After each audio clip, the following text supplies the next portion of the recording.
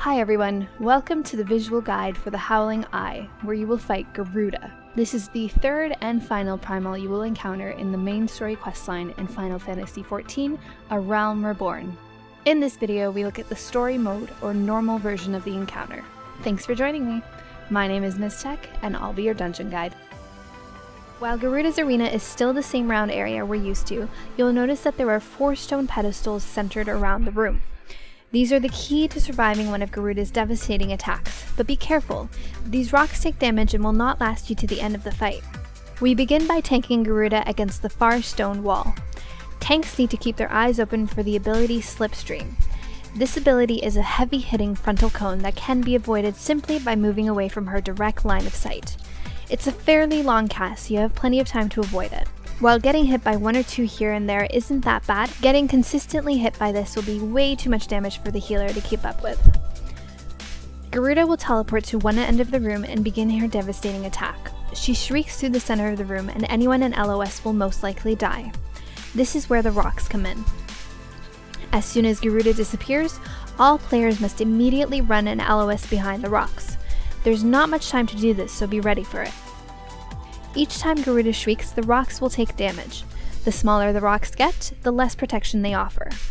The way the damage goes out in this encounter, you need these rocks to be up for 2 of these attacks before entering the next phase. This means your damage on Garuda has to be up to par, and your handling of the adds has to be on point.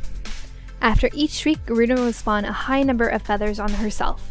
These need to be destroyed as soon as possible. They start up all bunched up, so it's wise to use AoE abilities at this point, but they quickly spread out, at which point they must be taken down one at a time. Also, anytime someone takes damage from one of these plumes near a stone pedestal, the pedestal also takes damage. It's imperative that these adds go down as fast as possible, or you'll end up losing these important rocks.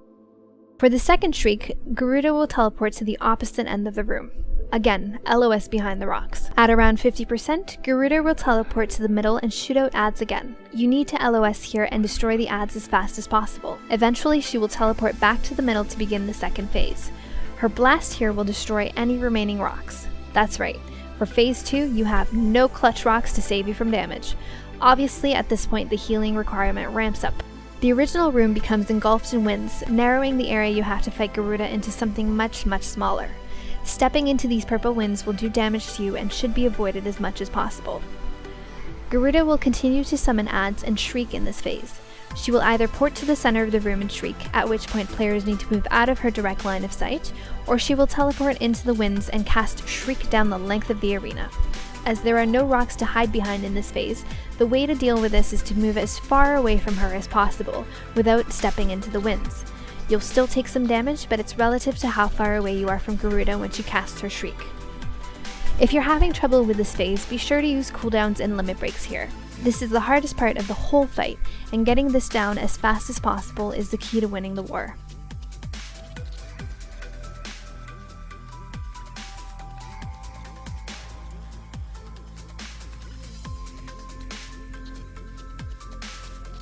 There you go.